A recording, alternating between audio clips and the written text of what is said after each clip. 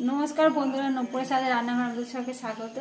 आज के आमी एक सोयाबिन दिए और पनीर दिए एक बल भाजा करा देखाबो ताई चपेर मतो। ताई आमी एखाने सब रेडी करे निये नियेछि उपकरण। ताई आमी एक सोयाबिनटा एकटुखानि mixture machine नियेछि, mixture machine एकटुखानि great करे नेब, এই করে ভালো করে পেশাই করে নেব। একটু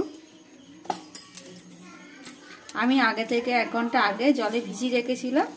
জল সমেতই নিচ্ছে, একটু এতে একটু জল দিতে হবে বলে জলটা ছিকে নিচ্ছি না, জল সমেতই নিয়ে নিচ্ছি।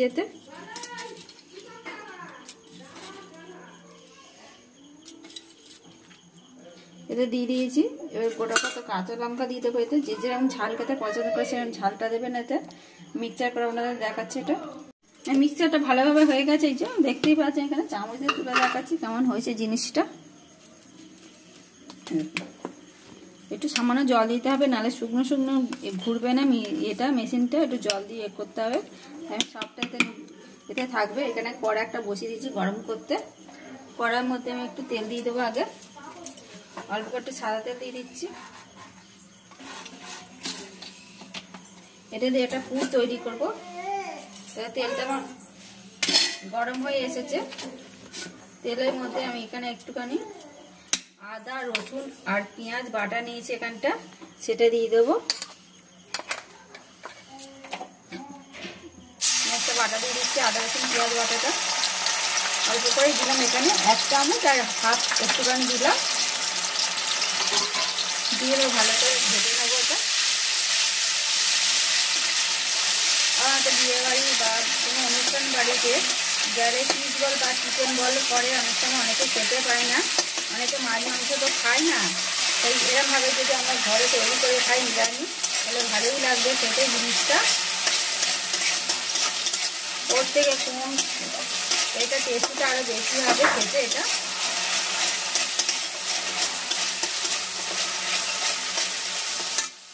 মশলার মধ্যে আমি কিছু জিনিস অ্যাড করবো আবার একটু। এর মধ্যে একটুখানি ধনেপাতা দিয়ে দিচ্ছি অল্প করে।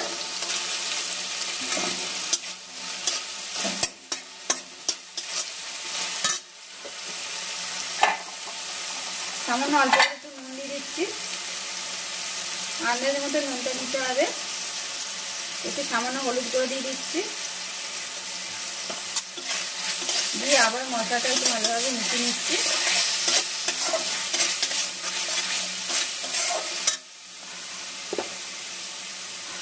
এখানে যে সয়াবিনটা আমি মিক্সচার করে নিয়েছিলাম সেই সয়াবিনটা এবার দিয়ে দেবো এই তেলের মধ্যে। এই মশলার মধ্যেই দিয়ে দিচ্ছি এটা।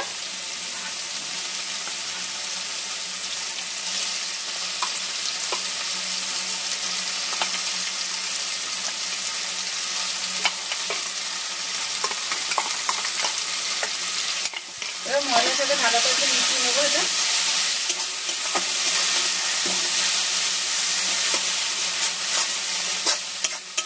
আমি এখানে গুঁড়ো লঙ্কা ব্যবহার করেছি, আপনারা চাইলে গুঁড়ো লঙ্কাও দিতে পারেন। আমি এখানে কাঁচা লঙ্কাটা দিয়েছি বলে ওই জন্য গুঁড়ো লঙ্কাটা দেবো না এতে।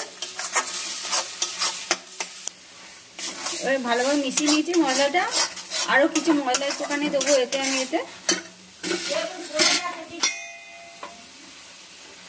আমি এখানে 2টো আলু সিদ্ধ নিয়েছি, আলু সিদ্ধটা দিয়ে দিচ্ছি এতে গ্রেট করে।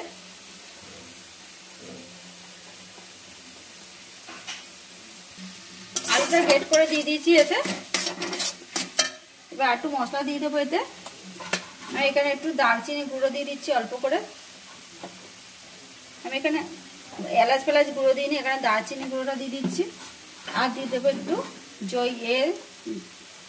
যে জায়ফল আছে সে তার গুঁড়োটা আমি একটু দিয়ে দেবো এতে অল্প করে। একটু একদম অল্প করে দিয়ে দিয়েছি। আর এখানে একটা আমি চিকেন মশলা নিয়েছি, সেটাও দিয়ে দেবো অল্প করে। দিয়ে এবার ভালো করে একটুখানি পুরটা তৈরি করে নিতে হবে। পুরটা আমার রেডি হয়ে গেছে, দেখতে পাচ্ছেন পুরটা ভালোভাবে রেডি হয়ে গেছে এখানটা। তাই আমি ঠান্ডা করে এবার দেখাচ্ছি আপনাদের। আমার পুরটা ভালোভাবে ঠান্ডা হয়ে গেছে। এবার একটু আমি হাতে তেল নিয়ে নিচ্ছি সামান্য অল্প করে। 2 হাতে ভালো করে একটু মাখিয়ে নিলাম তেলটা। তেলটা মাখিয়ে নিলে হাতে ঠিক মতন লাগবে না, অল্প লাগবে এটা। এই তেলটা মাখিয়ে নিলাম। এবার অল্প অল্প করে একটু নিয়ে নেবো। যেরকম সাইজে আপনারা খেতে চান সেরকমই করবেন। বড় বড় চাইলে বড় বড় করবেন, ছোটো চাইলে ছোটো করলেও হবে। এবার একটু মাঝখানটা ফাঁকা করে নিচ্ছি হাত দিয়ে। এবার যে পনির আমি চৌকো চৌকো করে ছোটো ছোটো করে কেটে নিয়েছি এখানটা, সেই পনিরটা একটা দিয়ে দিচ্ছি এতে। আবার পনিরটা দিয়ে এরকম চাপা দিয়ে একটা বলের মতন শেপ করে নেব, গোল মতন।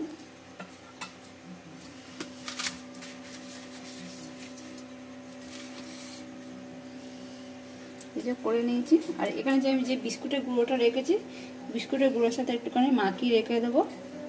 এটা তাহলে আরো বেশি শক্ত হয়ে যাবে জিনিসটা।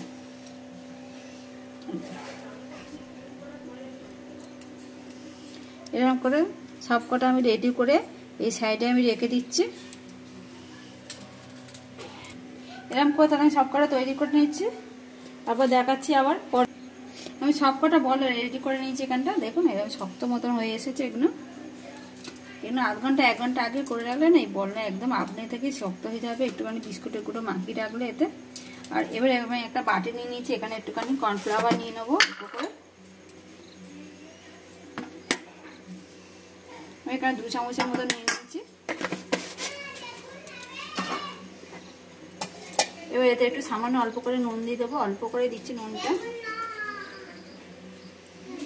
দিয়ে। এবার জল দিয়ে একটুখানি ভালো করে ফেটিয়ে নেবো এটা।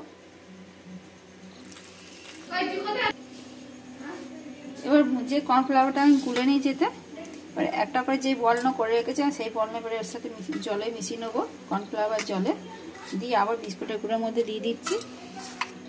এবার শুকনো হাতে এরকমভাবে করে নিয়ে একবার সবকটা আবার তৈরি করে নেবো। আমার সবকটা বল রেডি করা হয়ে গেছে এখানটা। আর এখানে তেলও আমার গরম হয়ে গেছে, আমি দুটো আগে ভেজে নিয়েছিলাম। তাই এবার ভাজানো আবার দেখাচ্ছি এতে।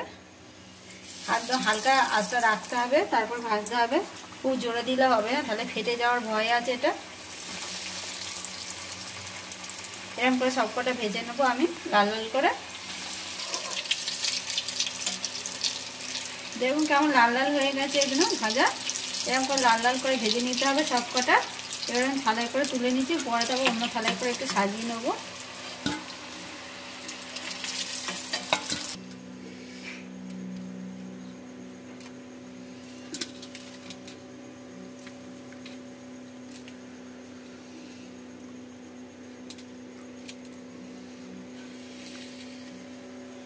তুলে ভাজা হয়ে গেছে, এখানে সাজানো হয়ে গেছে সয়াবিন বললো।